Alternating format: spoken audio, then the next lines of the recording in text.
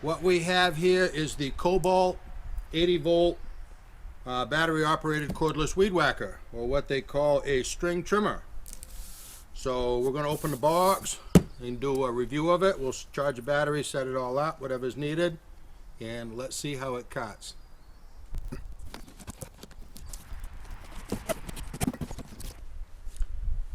This weed whacker can be purchased with or without a battery and charger.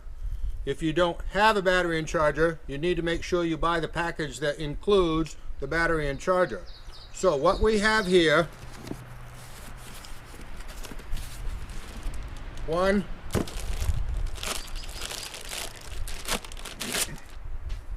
80 volt battery, lithium ion, 2 amp hour.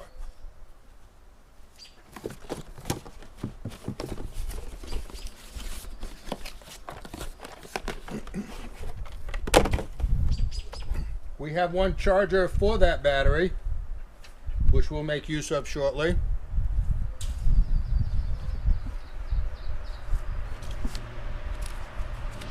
We have the necessary paperwork to go with it, which I'm going to ignore unless nothing else works. If nothing else works, read the directions.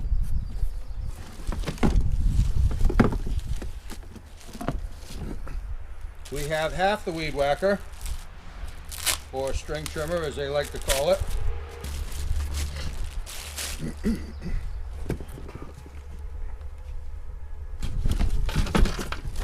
And we have the other half.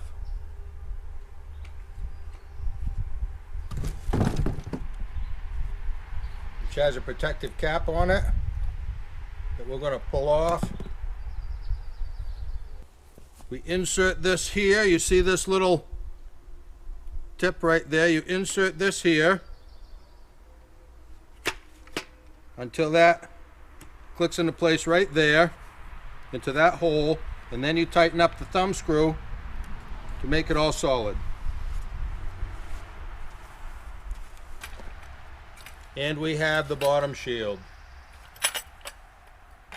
We'll bolt on just about like that. We'll keep that paperwork. We'll get rid of the box. And we will attach that shield. Before I attach that shield, I'm going to go into the garage and I'm going to set up the charger and the battery. Now, I have read that a lot of these batteries come with some amount of charge in them. Well, that one's listing 2 bars of charge right there. So we're already about 2/3 of the charge delivered fresh from the factory. So I'm going to set it up while I assemble this. We'll see if we can pick up a little more charge, and then we'll go give it a try. There are 4 bolts, machine screws, Phillips screwdriver,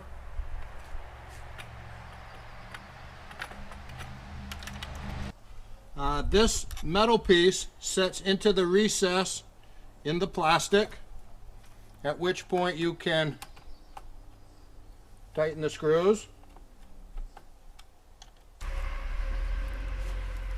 After you have attached your shield, it should be fairly flush right here, all nice and tight. It's fairly rugged. Loosen up this screw here, probably loose to start with, and get it adjusted to where you're comfortable. You can slide it up and down a couple of inches to help for balance. Snub it up a little. Now, right now, the battery is not in it. When the battery's in it, I may have to adjust it again. Right now, it's nose heavy, which it should be, because the battery will add quite a bit of weight right here. So I'm going to go clean up my mess while that battery has at least a few minutes to charge, and then we'll go give it a shot. Alright, I left the battery on the charger about 15 minutes roughly. When I got back to it, it was fully charged, so I don't know how long it took, but it was about 2/3 to start with. We push this little button here, 3 lights light up. That shows that it's fully charged. I have been told that around 20 to 30 minutes from dead to a full charge. I don't know how accurate that is. We'll find out with a little bit of trial and error, but anyways, it's not real bad. Put it in here, give it a bump. This little blue tab releases it. It only goes one way. It will not go the backwards way. All right, let's check our balance. I'm going to adjust that a little bit.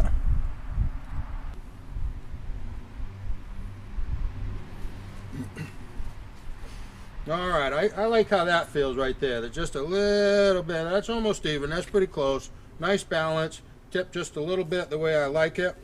There is a place to hook on a neck strap, which I will probably go buy one. The neck strap is not included, but there is the hook on the tool. So what we do, I think, is we press that button to turn it on. We hold in the side button, and I believe that is low speed. Let's press that other button, goes into high speed. Once again, hold the side, and that is high speed. So let's go do a little weed whacking. All right, we're going to give this a try on our little patch of lilacs. I'm going to begin on the low speed option. We'll turn it on. We'll start at low speed. Let's give it a shot.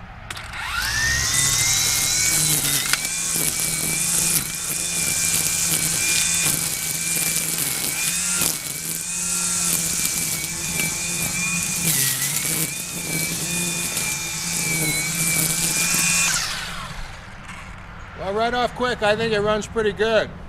It's got a lot of power. I'm going to bump it up to high speed, try it again.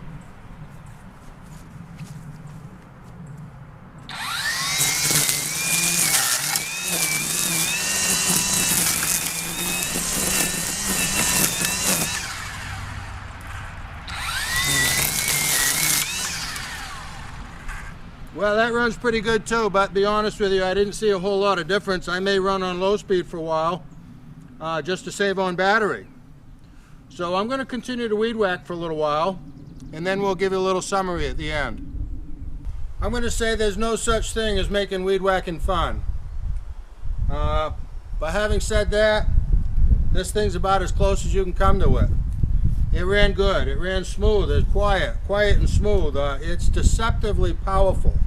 And I say deceptively because it runs so quiet and smooth that you don't realize just quite how much power there is in it. So I went down and thrashed on a bunch of dried up stems and sticks from last year, and it chewed into them without stalling. I was fairly impressed by it.